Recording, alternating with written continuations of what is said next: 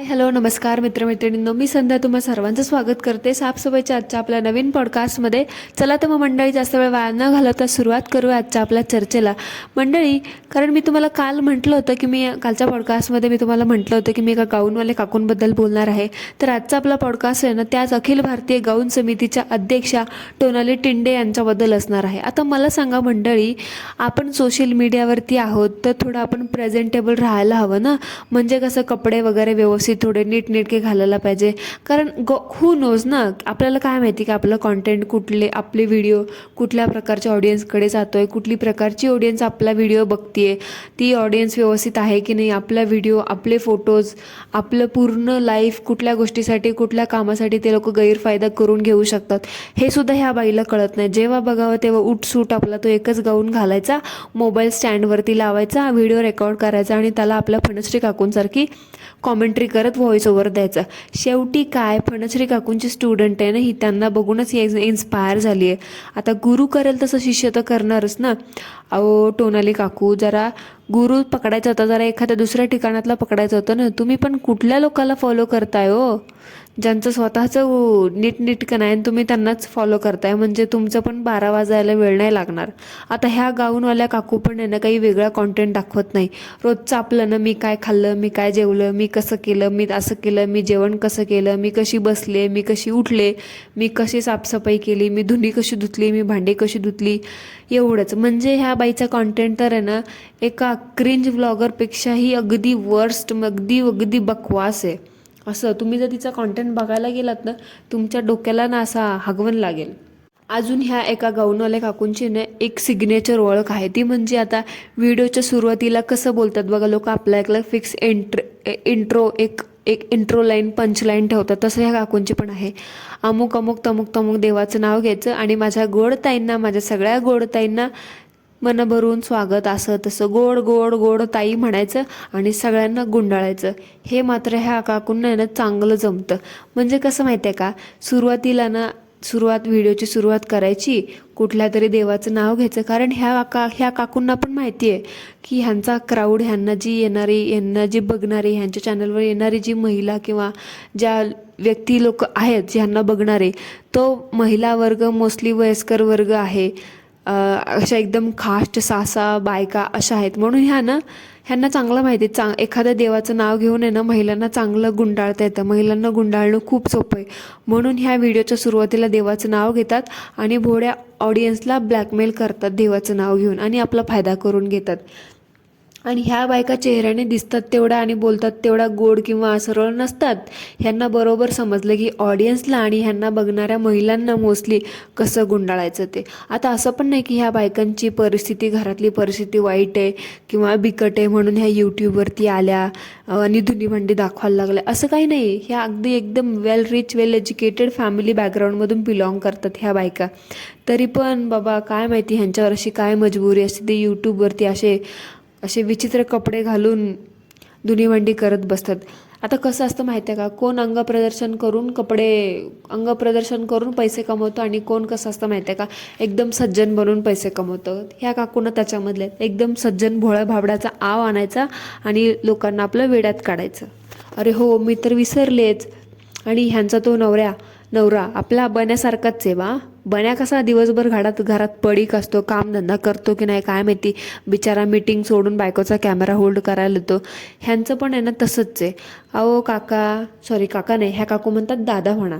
अहो दादा, असं बायकोच्या व्हिडिओमध्ये इकडं तिकडं तिचं करत बसण्यापेक्षा थोडं कामधंदा पकडला तर बरं होईल ना. आता ह्या काकूंना कोणी सांगितलं व्हिडिओ बनवायचं, यूट्यूबवरतून ब्लॉगिंग बनवून पैसे कमवता येतात काय माहिती. काकू, तुम्हाला जर फक्त लादी पुसायची होती, तुम्हाला फक्त झाडू मारायचं दाखवायचं होतं, फक्त धुणी भांडी कसं करायची हे दाखवायचं होतं, तर तुम्ही एखाद्या ठिकाणी कामवाली म्हणून जायचं होतं ना. हे यूट्यूबवरती ब्लॉगिंग कशाला चालू केलं मला सांगा बरं. हां, ज्यांनी कोणी सांगितलं नाही ह्यांना की अशी धुणी भांडी दाखवून पैसे कमवता येतात. प्लीज जरा ॲक्च्युअल व्लॉगिंग कशाला म्हणतात, ते कॉन्टेंट कशाला म्हणतात, एक सोफिस्टिकेटेड, एक चांगला डेली व्लॉगर कशाला म्हणतात ना, ह्याची एक व्याख्या पण सांगा त्या काकूला. नुसतं आपलं उठायचं, तो गाऊन अडकवायचा तसला मळ खपाव काळा कळकट मळकट आणि करायचं आपलं बकवास. काहीतरी. आणि ह्या काकूंचा ना ब्लू रंग ह्या फेवरेट आहे असं म्हणतात.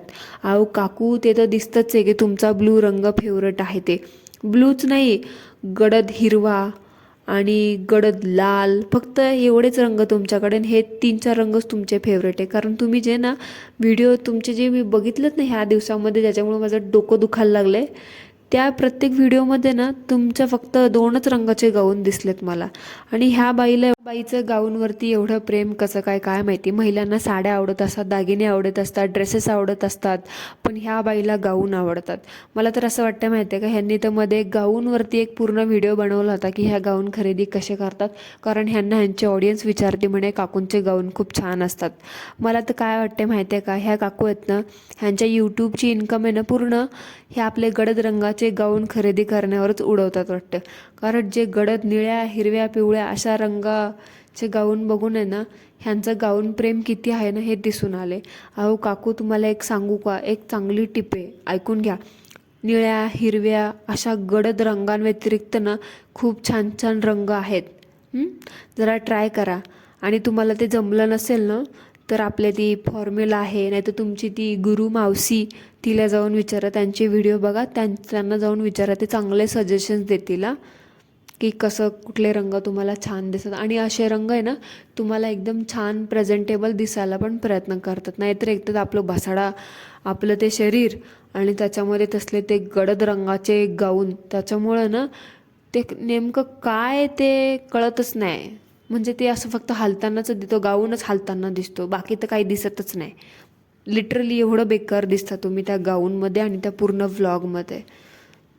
आणि काकू प्लीज जरा ते गाऊन घालणं बंद करा, नाही तर आपलं बघावं तेव्हा 12 महिने 24 तास प्रत्येक व्लॉगमध्ये एकच गाऊन तुम्हाला बघितलं ना तर आहे ना, मला आता आजकाल असं होलं, माझ्या आजूबाजूला ना कुठली गाऊनवाली बाई दिसले ना माझं डोकं असं उठायला लागतं. असं वाटतं ना त्या बाईला ना म्हणावं, बाई ये आत्ता ते गाऊन बदलून ये, दुसरं काहीतरी घाल.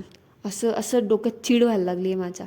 थोड्या दिवसांनी काकू पण बिझनेस करतील असं वाटतंय मला. ह्या पण कुठला बिझनेस करतील माहिती आहे का मंडळी. आता बोलता बोलता मला एक विचार सुचला, ह्या काकू तर मला वाटतं ना गाऊनचाच बिझनेस करतील.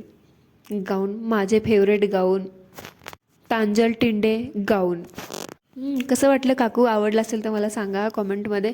आणि मंडळी, आपली बोंबल काकू ना ह्या काकूंपर्यंत पण पोचलेली आहे. म्हणजे आपल्या बोंबल काकू एवढ्या फेमस आहेत ना की बाबा काय सांगायलाच नको. आजवर वाटत होतं की बोंबल काकूंना काही येत नाही म्हणून, बोंबल काकू फक्त फेकाफेकी करतात. पण तुम्हाला माहीत नाही, बोंबल काकूंनी पण खूप सारी फॅन फॉलोईंग कमवली आहे, ज्यांना इन्स्पायर होऊन अशा तांजल टिंडेसारख्या ना व्लॉगर्स अशा इन्स्पायर होतात. आता बोला, बोंबल काकूंची कशी खासियत आहे, बोंबल काकू कशा आपल्या व्ह्यूज कमी झाल्या किंवा त्यांना काही बोलायचं असेल की आपल्या घराचा एक सोफा पकडतात आणि बनोज काकाला घेऊन लेक्चर देत बसत आणि स्टंट व्हिडिओ करतात. तसंच ह्या काकूचं पण आहे. काय झालं, कोणी काय बोललं, ह्यांच्या कॉन्टेंट लाईक ह्यांच्या ऑडियन्सनी बकवास बोललं, धुनी भांडेच दाखवते असं बोललं, दुसरं काहीतरी दाखव असं बोललं, किंवा प्रोडक्टिव्ह दाखव असं बोललं, देवाला कशाला मध्ये आणतेस असं काही बोललं ना की ह्या काकू पण आपल्या रिकामटेकड्या नवऱ्याला घेऊन सोफा, बेडरूम एक काहीतरी पकडतात आणि ज्या लोकांच्या जीवावर एवढं मोठं घर बांधून एवढी मजा मारतात ना त्या लोकांना अगदी नीच भाषेमध्ये रिप्लाय देतात. असे की त्यांना डायरेक्ट बोलतात, इज्जतीमध्ये बोला, इज्जतीमध्ये कमेंट करा, बघू वाटलं तर बघा, नाही तर निघा, तुमच्या जीवावर आम्ही जगत नाही आहोत. अहो काकू, तुम्ही कुणाच्या जीवावरती किती जगताय ना हे दिसतंय. तुम्ही स्वतःच रिव्हील केलं की तुम्ही एवढं मोठं घर यूट्यूबच्या जीवावरती बांधले आणि आत्ताच तुम्ही म्हणता की बाबा यूट्यूबवरती मी काही जगत नाही वगैरे. तुम्ही पण त्या बोंबल काकूसारख्याच आहात. अहो कॉपी करा, पण एवढं पण नाही हो एखाद्याला कॉपी करायचं. आणि त्या दादाला मला काय म्हणायचं माहिती आहे का, दादा मी का म्हणते आता तुम्ही असं म्हणाल, आता ही काकू आहे ना, म्हणजे ही टांजल काकू हीच म्हणते हिच्या नवऱ्याला दादा म्हणा, आणि ही स्वतः पण म्हणते तुमचे दादा इकडे गेले, आमचे दादा तिकडे गेले, दादा तिकडे गेले, दादा तिकडे गेले. अगं बाई, तुझा नवरा येतो, नवऱ्याला सरळ नावाने हाक मार, नाही तर आहो म्हण. हे काय दादा दादा दादा नाही म्हणायचं आम्हाला, त्याला दादा नावानेच हाक मारायची. तुझी काय बळजबरी आहे, दादाच म्हणा दादाच म्हणा. नवरा तुझा येतो, आमचा नाही आहे, आम्ही त्याला दादा म्हणू ना तिकडं पादा म्हणू. उगा म्हणते आपली दादा म्हणा दादा. मला जरा ते बायकोचं जरा मागं पुढं करणं कमी कर आणि जरा तिला पण काहीतरी कामाला लाव आणि तू पण काहीतरी कामं करणं आहेत तर बघावं तेव्हा आपलं दादा दादा करत असते. आणि तुम्ही इन्फ्लुएन्सर लोक आहात, नवऱ्याला नावाने आवाज देणं तुमच्यासाठी एवढी कॅज्युअल गोष्ट असू शकते. कारण एवढ्या सगळ्या गोष्टी तुम्ही कॅज्युअली घेता म्हटल्यावरती तुम्ही तुमची इज्जतच अशी चव्हाट्यावर मांडली, ही गोष्ट तुमच्यासाठी एवढी कॅज्युअल आहे म्हटल्यावरती नवऱ्याला नावाने हाक मारणं ही पण कॅज्युअल ऑफकोर्स असू शकते. सो लोकांना तुमच्या नवऱ्याला दादा म्हणावी अशी बळजबरी बंद करा आणि सरळ त्याच्या नावाने त्याला हाक मारा. मंडळी, एक सिक्रेट गोष्ट सांगू का ह्या काकूंची? सांगतेच, माझ्या काय पोटात राहत नाही आता. आता बघ, आपल्या बोंबल काकूची आहे ना कॉपी सगळेच करतात. बिचाऱ्या त्या बोंबल काकू, मला असं आजवर वाटलं होतं ना की फक्त गोडबोले काकूच बिचाऱ्या बोंबल काकूची कॉपी करतात, पण ह्या गाऊनवाल्या काकू पण आहे ना त्या बिचाऱ्या बोंबल काकूची कॉपी करतात आणि इकडे येऊन पेस्ट करतात. आणि तिकडे त्या बोंबल काकूला लोक म्हणतात की तिला काही येत नाही असं तसं. त्या बिचाऱ्या बोंबलचं ना कॉन्टेंट काय बनवू, कॉन्टेंट आज काय करू, उद्या काय करू म्हणून बिचारी महिन्याखालचे व्हिडिओ बनवून टाकते. तिचं फार वजन कमी व्हायला लागले, वजन वाढत नाही तिचं, तरीसुद्धा ती योगा करते. आणि ह्या काकू तिचं आपलं कॉपी करतात आणि इकडे पेस्ट करतात. आणि आता तुम्ही म्हणाल की मी नेमकं कशाबद्दल बोलते, तर बघा, आता मागच्या काही 8 दिवसाखाली बोंबल काकूने एक स्टीलचा चॉपिंग बोर्ड ऑनलाईन मागवला होता किचनसाठी. तसंच आता त्यांचं बघून ह्या काकूंनी पण लगेच चॉपिंग बोर्ड मागवला आहे, तो पण स्टीलचा. अहो काकू, कशाला दुसऱ्यांचं एवढं ढापाढापी करताय? नका करू अशी चोरी दुसऱ्यांच्या कॉन्टेंटची. स्वतःचं काहीतरी प्रोडक्टिव्ह बनवा. तुम्हाला प्रोडक्टिव्ह हे म्हणजे नक्की काय माहीत नसेल ना. तुम्हाला तर बाबा फक्त गाऊनवरती धुणी भांडी करायची नाही एवढंच येतं. सो थोडं तुमच्या त्या नवऱ्याला कामाला लावा आणि त्याला विचारा जरा प्रोडक्टिव्ह कॉन्टेंट काय असतो ते. आणि जरा हालचाल करायला शिका.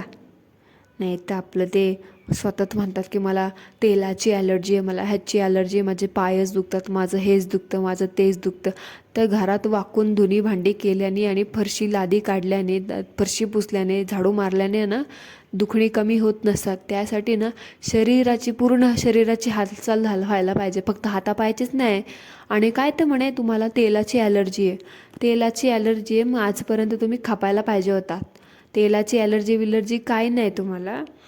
ते ना वजन तुमचं जास्त असल्यामुळे तुमच्या शरीराला ते झेपत नाही, म्हणून तुम्हाला प्रत्येक गोष्टीला धाप लागते आणि प्रत्येक वेळेस तुमचे हातपाय दुखतात. तर जरा ते दुसऱ्यांचं कॉन्टेंट चोरणं कमी करा आणि त्या शरीराला कामाला लावा. ते शरीर हलवा जरा, म्हणजे ना त्या शरीरावरची ते एक्स्ट्रा चरबी कमी होईल. 2 वर्ष एवढं 2-4 वर्ष फुकट बसून खाता ना यूट्यूबच्या जीवावरती, त्याच्याने वाढलेली ती चरबी जरा कमी होईल आणि जरा व्यवस्थित होईल शरीर, धाप लागायची कमी होईल. अजून 4-5 वर्ष जगतान आम्हाला त्रास द्यायला तुमचं कॉन्टेंटद्वारे. आणि म्हणे माझं हेच दुखतं तेच दुखतं. अतिवजनामुळे होतंय ते, बावळट बाई.